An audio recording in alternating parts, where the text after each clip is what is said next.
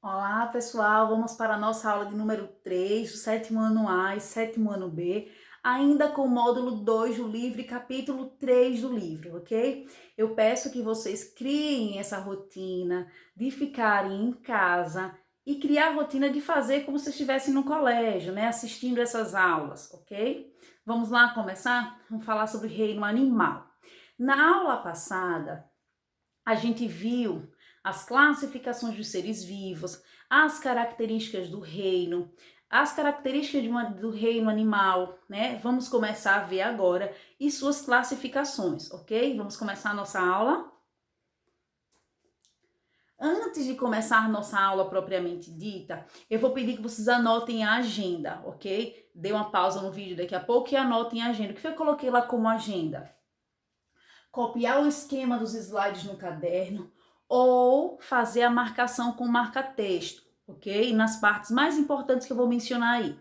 E também a atividade do livro, página 228 e 229, ok? Vamos começar? Ó, divisão dos grupos dos animais. Os animais eles podem ser classificados como vertebrados ou como invertebrados. Quando é que ele vai ser vertebrado? Quando ele possuir no seu processo de desenvolvimento, no seu processo embrionário, uma estrutura chamada notocorda. Essa estrutura vai dar origem à coluna vertebral, ok? Então ele vai possuir aí depois coluna vertebral e crânio. Já os animais invertebrados, que eu tenho o caso aqui do caracol, ele não tem essa estrutura de notocorda, porém, alguns vão ter estruturas que vão conferir sustentação e proteção do corpo, mas não é a notocorda. Vamos lá, vamos conhecer o primeiro grupo de animal invertebrado, poríferos. Gente, agora vamos ver só os invertebrados. Os vertebrados vão ficar para depois, ok? Lá para o módulo 3. Então, vamos falar um pouquinho agora só sobre os animais invertebrados. Vamos começar com os poríferos. Vamos lá. Recebem esse nome por ter corpo formado por poros. Por isso esse nome aí, poríferos. Eles vivem fixos em substrato. O que isso quer dizer? Em maior parte da sua vida ele está preso a algo, preso a rochas, preso a areia, ok? Eles vivem fixos. São aquáticos, de água doce ou salgada, porém a maioria vive em água salgada. Possuem formatos e cores variadas. São animais chamados também de filtradores. Então, como é que eu posso chamar os poríferos? Eu posso chamar ele de poríferos, posso chamar de animais filtradores ou de esponjas. Lembrando que o nome poríferos por ter corpo formados por poros. Vamos entender como seria esse formato do corpo por poros, ok? Vamos lá. Aqui a gente tem uma representação, um esquema de como seria uma esponja. A esponja, pessoal, ela vive fixa e tem corpo formado por poros. Essa estrutura interna dela é oca, que a gente chama de átrio, e ela tem uma abertura em cima chamada de ósculo. Essa abertura aqui é onde vai acontecer a saída da água. Atenção, os poríferos são os animais mais simples, claro, pluricelular. Para participar do reino animal tem que ser pluricelular. Porém, elas não vão possuir sistema circulatório, sistema nervoso, não vai possuir sistema excretor, nada do tipo digestório, respiratório, nada. Tudo que vai acontecer dentro de uma célula chamada coonócito. Tá vendo? Essa célula flagelada aqui.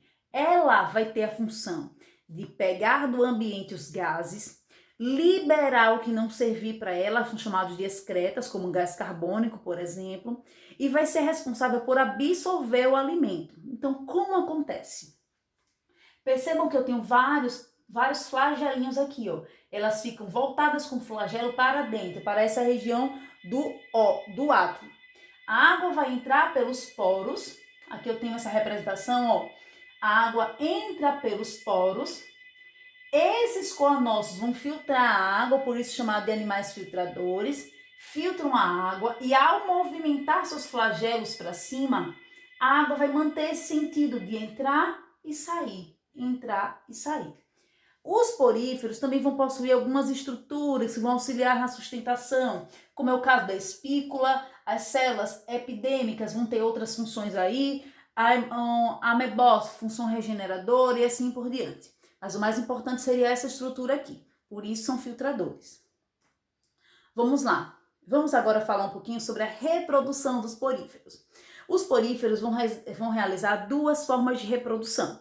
Ou a reprodução será sexuada ou a reprodução será assexuada.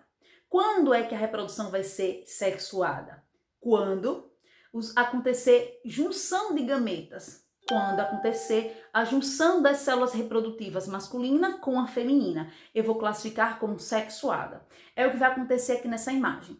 Os poríferos, eles vão ser hermafroditas, nesse caso, eles vão possuir o órgão masculino, vão liberar gameta masculino e gameta feminino em uma fase da sua vida. As duas não acontecem ao mesmo tempo, então ela não se autofecunda. Então vamos supor que aqui eu tenho liberação apenas de espermatozoides, apenas de gameta masculino. Essa junção dos gametas pode acontecer na água ou pode acontecer a entrada desse espermatozoide dentro do porífero que está produzindo agora os óvulos. Após essa fecundação, vai ser liberada uma larva. Nesse momento, vai acontecer a vida livre dos poríferos. Eles vão nadar e vão se prender a um substrato até desenvolver o novo porífero, ok? Vamos agora conhecer as formas de reprodução assexuada, quando não precisar de troca de material genético e sozinho ela se reproduzir. Eu tenho um caso aqui do brotamento, onde essa esponja, esse porífero, nasce um brotinho, esse brotinho cai no substrato e assim vai desenvolver o novo porífero. Lindo, né? Ou regeneração. Aqui eu tenho uma demonstração de um experimento. O que é que vai acontecer aqui? Fragmentos de esponjas foram colocados nessa superfície, né, adequada para o seu desenvolvimento, e ela começa a se regenerar, formando novos poríferos. Vamos conhecer agora a próxima classificação. Já vimos os poríferos, agora vamos conhecer os quinidários, ainda animais invertebrados. Vocês vão perceber que à medida que a aula for continuando, vindo nossas novas aulas, os seres vivos invertebrados, animais invertebrados, vão começar a ficar mais, vão apresentar mais detalhes, vão começar a apresentar mais estruturas evolutivas, ok? Vejam que fantástico. Agora vamos conhecer as características dos quinidários. Vive em ambientes aquáticos, a maioria de vida marinha, ok? Podem possuir a vida livre ou a vida fixa e possuir apenas boca. Quando a gente estava falando lá sobre os poríferos, lembrem que eles só tinham, não tinham boca. O sistema digestório era feita somente, a parte digestiva era feita apenas nos coanócitos. Vamos conhecer os próximos. Vamos agora falar um pouquinho sobre a estrutura do corpo dos quinidários. Eles têm aqui a forma de pólipo e a forma de medusa. Qual a diferença entre elas? A forma de pólipo, por exemplo, uma anêmona do mar, ela vai ter os tentáculos voltados para cima e a boca também. Quando eu tiver a forma de medusa, os tentáculos vão estar voltados para baixo e a boca também. É um caso aqui, por exemplo, da água-viva. Aí eu venho uma pergunta para vocês. Algum de vocês já sofreu um acidente com caravelas ou água-vivas? A gente costuma chamar isso aqui de água-viva, né? Mas não é uma água-viva, ela vai pertencer ao grupo dos quinidários, porém aqui é uma caravela. Seus tentáculos são muito longos, a maioria dos acidentes causados por quinidários é provocado por caravelas, porque elas têm tentáculos enormes. E esses filamentos, ao tocar na pele, causam essas queimaduras e irritações, ok? Todos os quinidários têm essa finalidade. Qual é a finalidade? A finalidade não, ela faz isso, libera essa substância. Mas qual é a finalidade de liberar essa substância urticante? A principal finalidade é captura de alimento. Vamos conhecer melhor.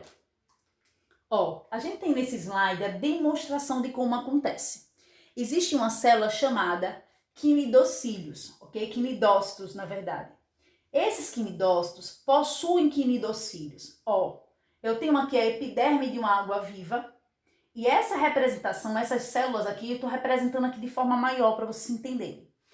Esses quinidocílios são cílios que ficam nos tentáculos, né? Não é um tentáculo só não, lá nos tentáculos tem várias células com quinidocílios. Esses cílios têm a finalidade sensorial de perceber o que está passando próximo a elas. Ao perceber, vai se estimular a liberação do quinidócito, que é esse filamento que vai liberar a substância urticante, com a finalidade de paralisar a presa e ingerir e levar até a boca. Então, os tentáculos levam esse alimento até a boca. Vamos lá. A digestão do alimento é feita em uma cavidade interna, onde as células liberam substâncias que vão auxiliar na digestão. A digestão irá terminar dentro das células. Então, aqui a gente tem a digestão extracelular, que é fora, e intracelular, que é dentro das células. Então, começa nessa cavidade, eu vou chamar de digestão extracelular, e essa digestão termina nas células. Eu vou chamar de digestão intracelular. Os quinidários não possuem ânus, então seu sistema digestório é incompleto, só tem boca. As trocas gasosas são feitas por meio de difusão, pela pele. É na pele que vai acontecer as trocas gasosas, nos quinidários. Vamos ver agora um pouquinho sobre as formas de reprodução dos quinidários. Vimos lá dos poríferos, agora vamos ver dos quinidários. Bem semelhante ao dos poríferos. Essa é uma forma de reprodução assexuada, por brotamento, onde um brotinho começa a se desenvolver, aqui é um exemplo de pólipo, né? Os tentáculos voltados para cima. Um exemplo é a hidra. A hidra é um quinidário de água doce, a gente encontra facilmente, onde esse brotinho se solta e vai desenvolver aí um novo pólipo, né? Uma nova hidra. Agora vamos para a nova forma de reprodução sexuada. Nesse caso, pessoal, a reprodução sexuada, eu posso tê-la também complementada com a assexuada. Vai acontecer as duas, para que o ciclo se continue, para que continue o ciclo, né? Vão ser duas formas. A gente vai chamar isso de alternância de gerações. O que seria alternância de gerações? É quando, para que aconteça a reprodução completa, eu tenho a fase sexuada e a fase assexuada, ok? Vou explicar melhor esse desenho para vocês. Ó, eu tenho aqui duas águas vivas em processo reprodutivo com liberação de gametas. Esses gametas vão juntar, vão unir, vai acontecer a fecundação e a produção aí de um zigoto, que é uma única célula que vai começar a se dividir, vai formar uma larva. Essa larva vai nadar e vai se prender a um substrato. A gente já viu, o substrato poderia ser o solo, a areia, né? Pode ser também as rochas. Elas vão começar a sofrer várias mutações, né? Vão começar a se multiplicar. E essa multiplicação vai dar origem a novas águas vivas, a muitas águas vivas. Ó, eu tinha apenas uma em forma de pólipo. Esse pólipo vai começar a formar várias águas vivas, que depois se fragmenta, se solta, ó. E eu vou ter várias águas vivas aí. E aí, gostaram do assunto? Eu tenho uma sugestão de vídeo para vocês assistirem lá no YouTube, bem interessante. Ó, eu tenho esse vídeo aqui, esse link, que vocês podem usar o link, ou vocês podem fazer essa busca lá, Enem, poríferos e quinidários, reino animalia, que vai pertencer ao reino animal, ok? Eu espero que tenham gostado da aula, um cheiro para todos e até a nossa próxima aula, de aula número 4.